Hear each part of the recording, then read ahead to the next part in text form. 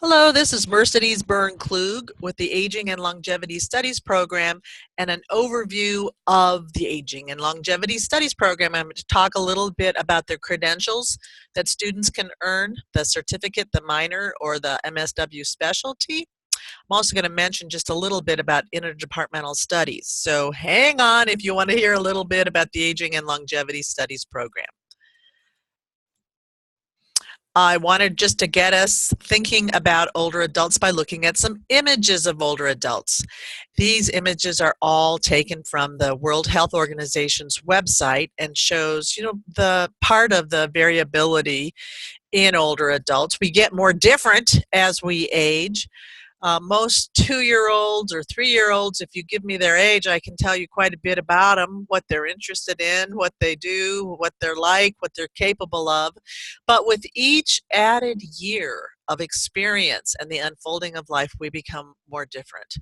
And so by the time we're talking about somebody who has lived 60, 70, 80, 90, 100 years, there's great heterogeneity in the characteristics of people who are older adults. And that's part of the fun of what we learn about in our aging and longevity studies classes. These are the countries and continents of the world, and it shows the proportion of the population over the age of 60 by 2050. These are population projections from the World Health Organization, and you can see that the countries in the darkest maroon color are the countries that are projected to have the highest concentration of people 60 and over, and that's and then the lighter the country, the lower the population percent 60 and over. So make sure you've got percent and number different. But you can see that in countries all over the world, the population is aging, and we're in a new situation as a planet with this. And part of the Aging and Longevity Studies program is to make sure that we have people prepared for this new world by being able to better understand the experiences of aging and see how we can make that experience as good as it can be. Population aging is a master trend of the 21st century. It's one of the master trends, but it's an important trend. And so that I'm hoping that every student who graduates from the University of Iowa takes at least one class related to aging, because whatever field you're in, you're going to be affected by population aging. When we talk about what we study in the Aging and Longevity Studies program, we talk about the processes of aging. For example, biologically, what's normal aging, what's disease, what's modifiable, so kind of looking at that. The processes of aging can also include the psychological processes.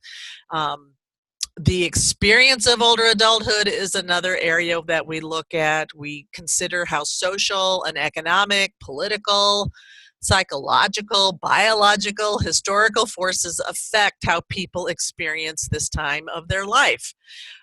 As many people have studied adolescence, now we're also studying the experience of older adulthood. And we take a very, very broad swath here at the University of Iowa. So any field, there are going to be implications from population aging, and we'd like students in all our colleges at the University of Iowa to be prepared to play an important role in their field related to aging.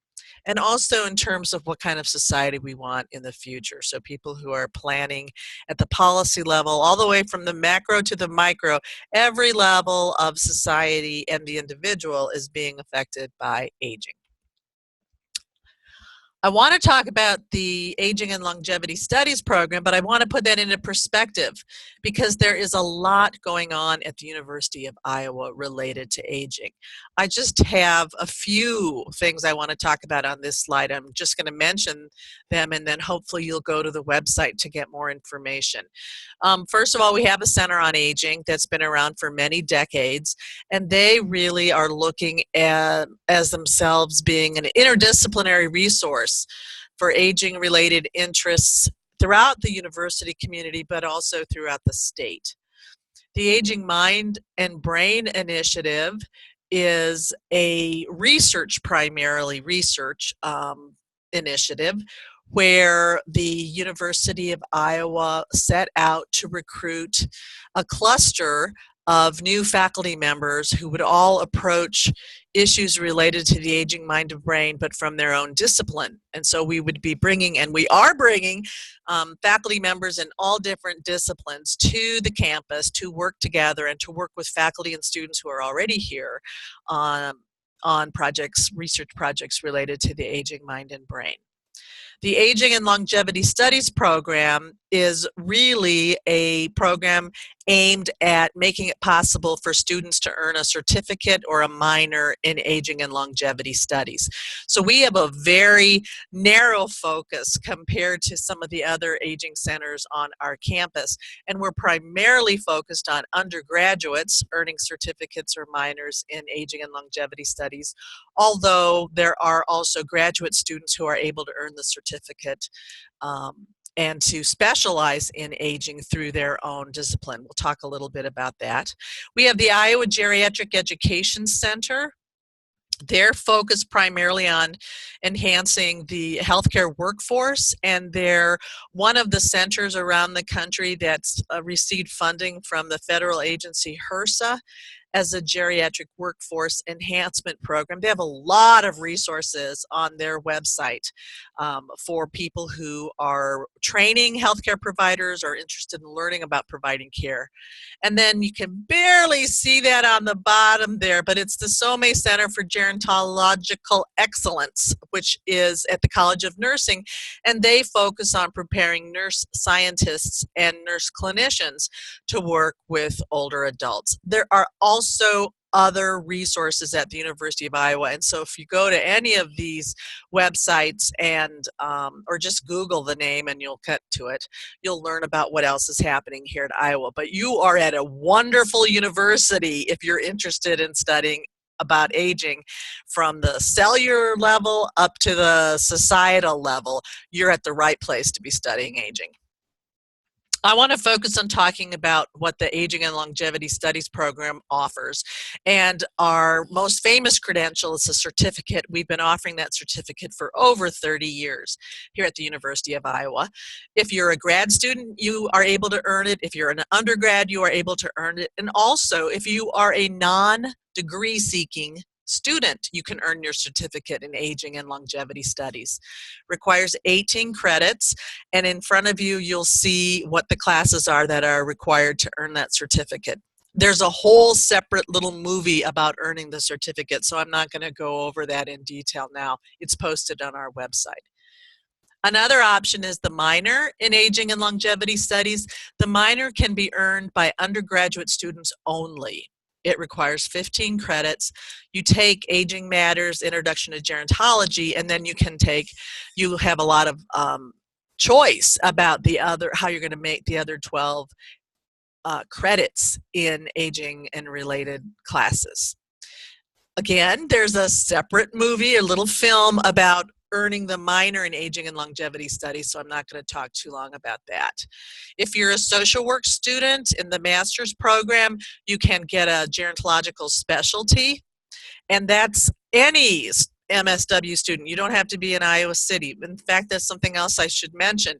The Aging and Longevity Studies program has many of our courses available online.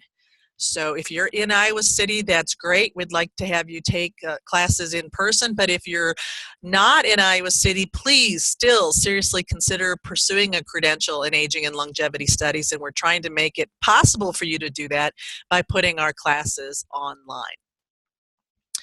The University of Iowa also has an interdepartmental studies degree, and there is one way in which you can put an emphasis on aging and combine that with your interdepartmental studies degree. And so I would talk with an academic advisor about that. And you can also Google interdepartmental studies degree. The opportunities and options change, they grow, so it would be a good idea to just make sure that you keep abreast of developments in the interdepartmental studies degree if you're interested in that. Okay, that's the end of my little slideshow, and thanks for your interest in aging. And I hope that you'll take one of the classes.